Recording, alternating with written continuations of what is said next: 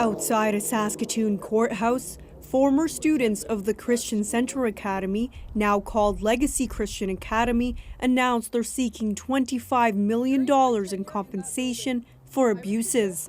The staff tried to physically and psychologically break me. Despite their best efforts, they were not successful, and that's why I'm able to stand here today. They say sexual abuse was perpetrated and covered up by multiple officials at the private Christian school in Saskatoon and the adjoining Mile 2 church. They filed a class action lawsuit naming nearly 24 people, including teachers and church officials.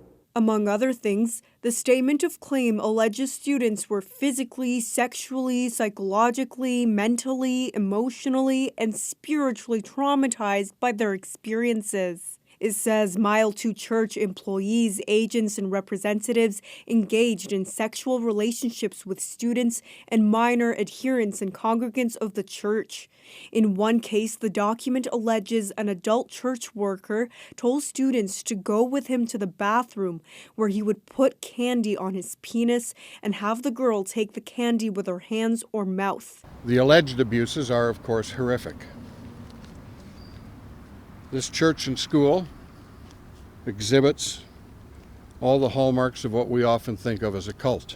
The proposed class action lawsuit comes in the wake of a CBC News investigation into allegations by more than 30 former students.